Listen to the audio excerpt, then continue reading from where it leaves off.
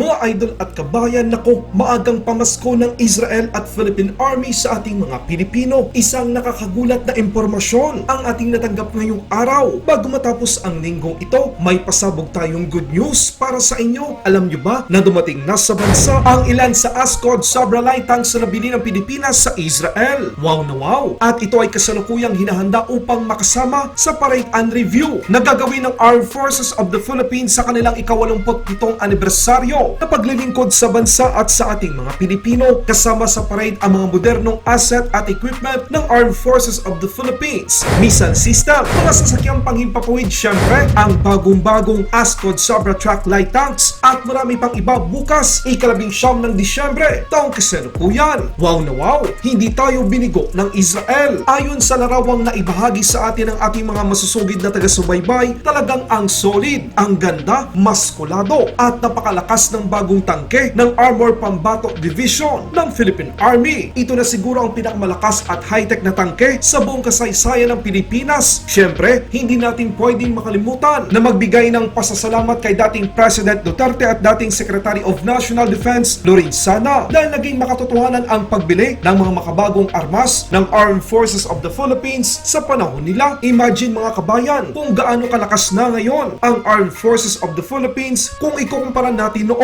Para lang sa inyong kaalaman, 30 mga light tanks ang nabili ng Pilipinas sa ilalim ng Armed Forces of the Philippines Modernization Program Horizon 2. 20 dito ay Sabra ASCOD Track Light Tanks na kung saan katulad ng dumating ngayon sa bansa na posibleng madadagdagan pa ang delivery sa unang quarter ng taong 2023 at 10 Sabra Panther 2 wheeled tanks naman. Katulad ng larawang inyong nakikita sa screen ay naka-schedule din na darating sa taong 2023. Ngayong wala na si Joma at tuluyan na ang paghina ng mga CTG.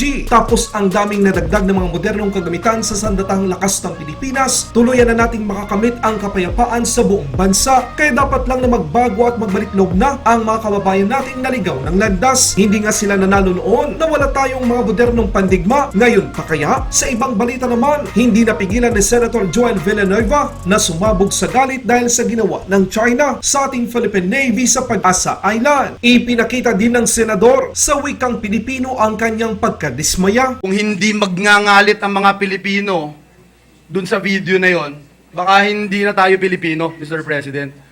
I would just like to put on record, Mr. President, kahit saang lupalop ng daigdig ka magpunta, bullying po yun.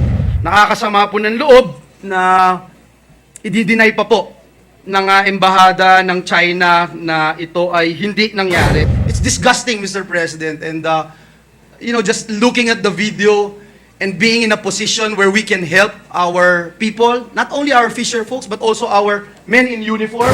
And as a nation, Mr. President, we wanted to send this message to this bullying country that they will never be able to bully us. Thank you, Mr. President. Thank you very much. So, yes, Mr. please President. proceed.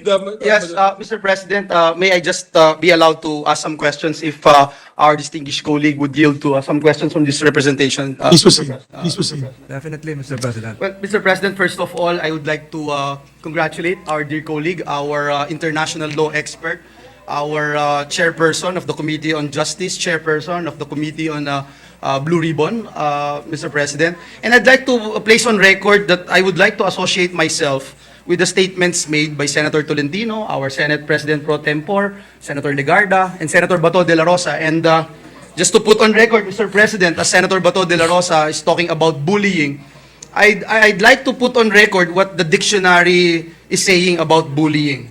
Bully is a noun, a blustering, mean, or predatory person who, from a perceived position of relative power, intimidates, abuses, harasses, or coerces people, especially those considered unlikely to defend themselves.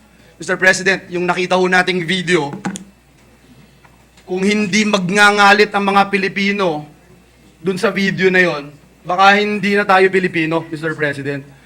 I would just like to put on record, Mr. President, kahit saang lupalop ng daigdig ka magpunta, bullying po yun.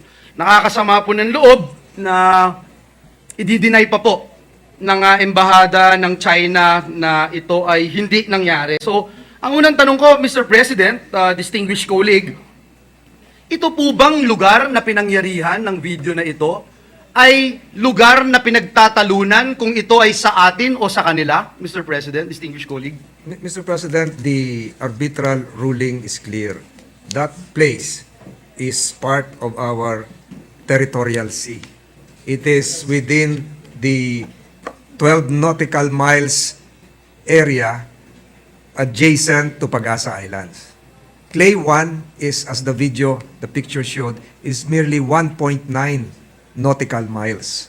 Kitang-kita na po yun kung saan nangyari. So, the 1.9 definitely is within the 12 nautical mile. So it's not even in question, Mr. President.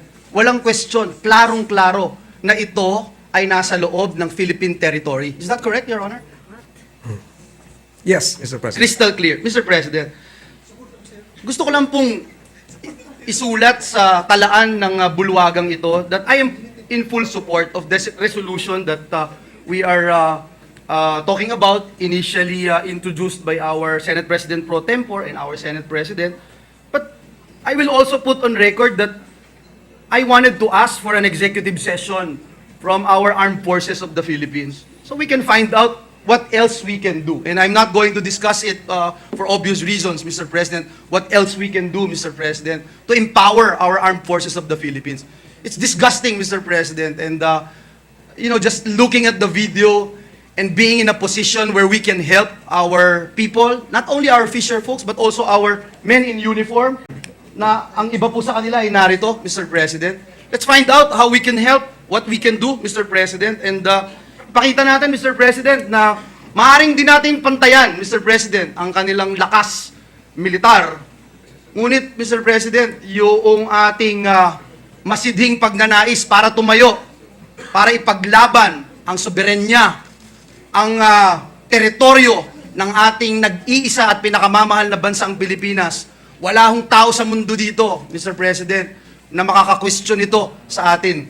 Lalo na sa mga Pilipinong ninanais mabuhay ng matiwasay, ninanais na magkaroon ng kapayapaan sa ating Asian neighbors, Mr. President.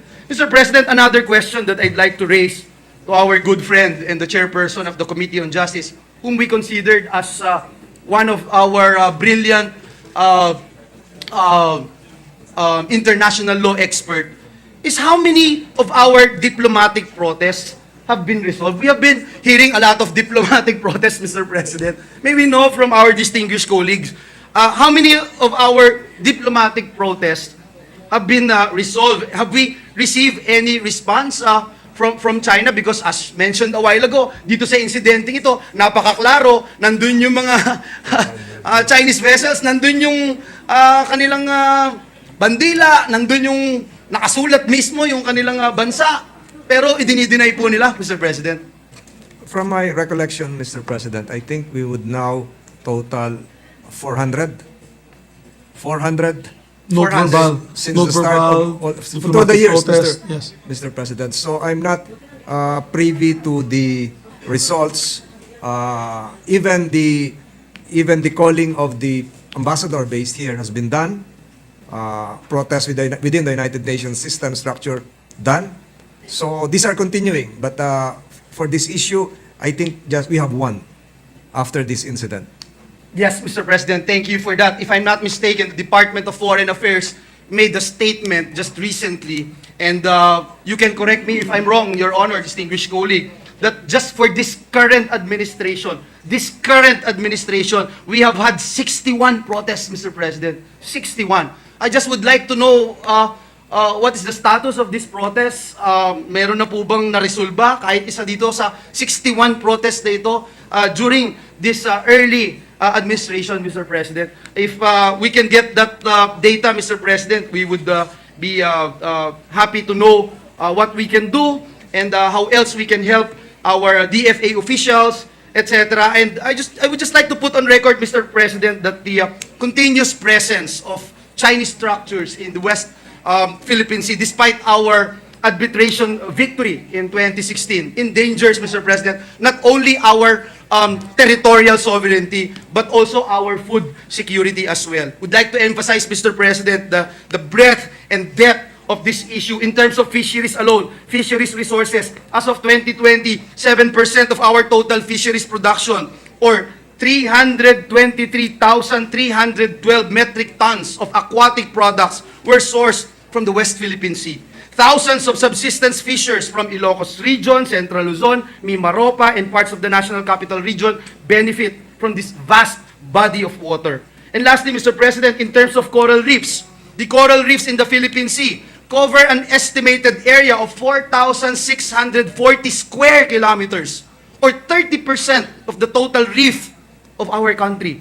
Per the U.S. National Ocean Service, coral reefs are important to maintain marine life as it provides the ecosystems in which thousands of marine species thrive. I just wanted to put that on record, Mr. President, and again thank the distinguished gentleman from Cavite for his courage and devotion in raising this very concerning issue. And I think all of us are in unison, Mr. President, in supporting not only our men in uniform, but our fisher folks as well. Laban Pinas.